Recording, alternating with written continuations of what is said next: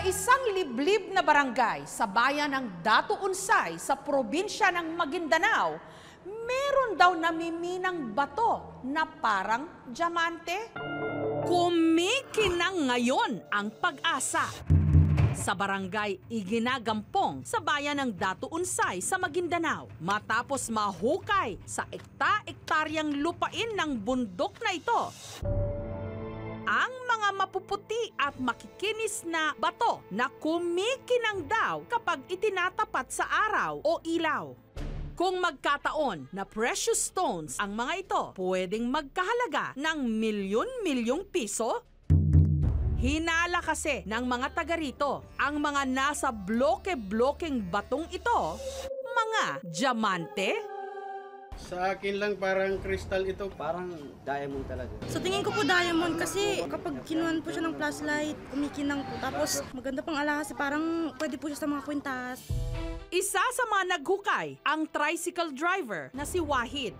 Nakaimbak ngayon sa loob ng kanyang bahay ang 5 sako ng batong ito na may pinagsama-samang bigat na 300 kilos. Parang nabalutan to ng lupa, sir. Kailangan nito hugasan muna ng tubig para malinis. Ito yung pinakamalaki, sir, na nahukay namin sa bukid. Pero tinabunan namin ng sako kasi para hindi masyado makita ng tao. Araw-gabi dito na ito, wala namang nangyaring nakawan.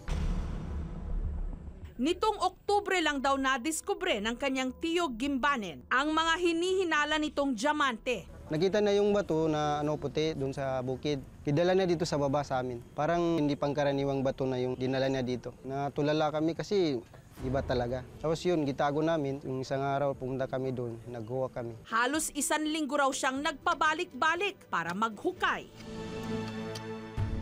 Para marating kung saan nakabaon ang mga pinaniniwalaang diamante, kinakailangang maglakad sa matalahib na daan sa loob ng kalahating oras. Pagdating sa site, kapansin-pansin ang mga hukay, kung saan nakaumbok ang mga puting bato. Yung sa kabila, yung iba naman ang may-ari. Tapos may natuklasan din silang ganito na bato doon sa kanila. Sa ganitong kalaki, sir, namin ng tiko para konti-konti mabawas-bawasan. Tapos makikita na, sir, yung mga nabibiyak na konti. Ilan yung nakakuha yung ganyan? Marami, sir, na naiipon namin na ganito. Sa pagpapasada at pagbibigkis ng kahoy, kumikita si Wahid ng 150 piso kada araw. Sapat lang daw sa pang-araw-araw nilang gastusin. Umaasa siyang sa pinaniniwalaan niyang mga diamante, magbabago ang kanilang kapalaran. Siyempre, lahat ng dito sa amin na may bato, gusto nila na may halaga nga. Ang saya namin doon, kung magkatotoo man yun, siyempre, makasagot yun sa pangangailangan. Ang balita tungkol sa pinaniniwalaang diamante, mabilis na kumalat sa kanilang barangay. Kaya nitong nakaraang linggo, umabot na sa mahigit 80 tao ang sabay-sabay na nagbubungkal ng lupa. Isa sa mga nakikihukay, si Norhaya, na nakakuha raw ng tinatayang nasa 20 kilos. Ang estimate namin kasi doon parang malaki rin yung halaga ng bato. Kasi yun nga haka-haka na kesa diamante daw. Siguro nasa 100,000. Kumbaga nagbibigayan na lang. Kung gaano ang kalaki yung makuha nung isa, wala nang problema. Importante makakuha ang lahat. Pagsasaka at pangangahoy ang pinagkakakitaan ng mga tiga-barangay Iginagampong. Kaya kung totoong malaki ang halaga ng mga batong ito, napakalaking tulong na din para sa amin na hindi lang ako kundi lahat ng mga tao dito. Ipambibili namin ng sarili naming sasakyan tapos itatabi yung iba para sa kinabukasan ng mga anak namin. nakilala rin ng aming team si Muhurin na 3 taon na raw ang nakalilipas nung nakahukay din siya ng malalaking bato sa tabi ng lupain nila Wahid. Dahil sa pag-aakalang wala itong halaga, itinago niya ang mga ito sa lupa. Pero nung nalaman niyang nagkakagulo ang mga tao sa mga bato, naisipan niyang balikan ang kanyang mga itinago. Naging din ako kay Allah sa wakas. Baka ito na ang simulang pamamagong buhay. Yung bato, yan din iniwan namin doon. Tapos kunin ko, dalhin ko sa bahay. Narito pa kaya ang mga batong itinago ni Muhurin? Ito. Yan yung bato. Yamin bato.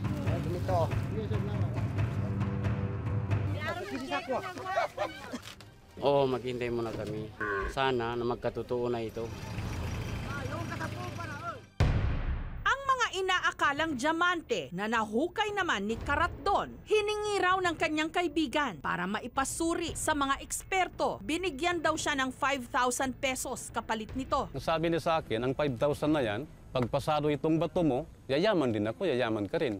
Pero kung hindi pasado, hindi ko talaga sisingilin sa yung 5,000, sa na yan.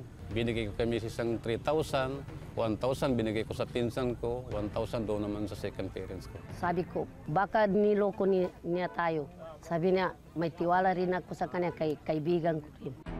Ang lupang pinaghuhukayan ng hinihinalang mga diamante, private property. Pero ayon sa Article 438 ng Civil Code, kung may permiso naman daw ang pagbubungkal, nasa may-ari na kung hihingi siya ng parte mula sa kikitain ng mga ito. O kung ibibigay na lang niya ang mga ito sa mga nakahukay. Siyempre, bigayan lang. Kasi maganda yung may bigay ka sa tao. Sa ganun, makatulong din tayo.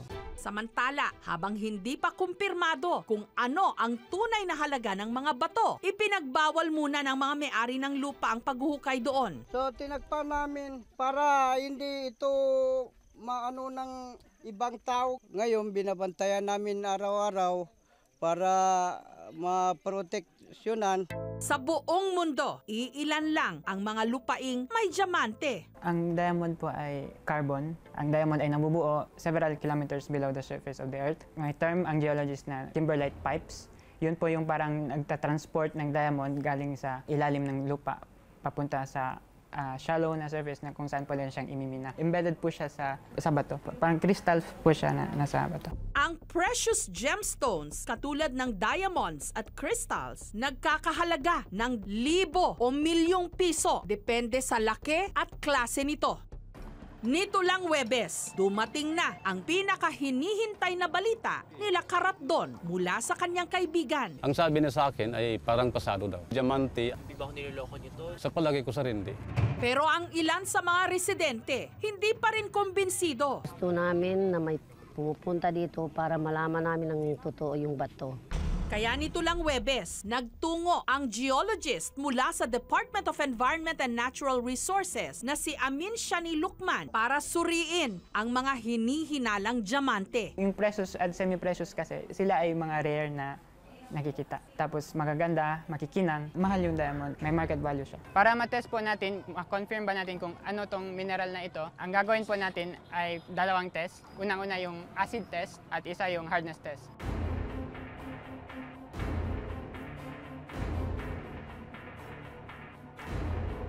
Kasi sa findings natin, ang bato na ito ay calcite. Ang calcite ay isang calcium carbonate na mineral na natatagpuan sa mga maraming limestone na lugar.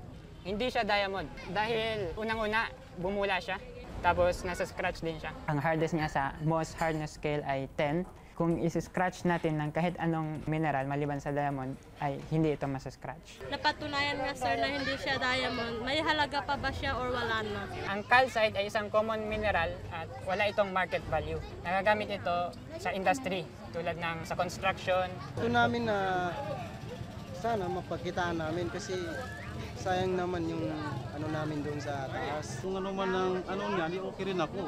Wala man akong gastos diyan eh. Pawis lang at saka pagod. Ganun talaga. Kaya nga kami nagpatulong para malaman natin namin ano talaga yung katotohanan kung may halaga ba siya or wala. Ngayon na wala naman, para matigil na kami mag-akyat ng bundok para hindi na rin mapagod yung mga tao.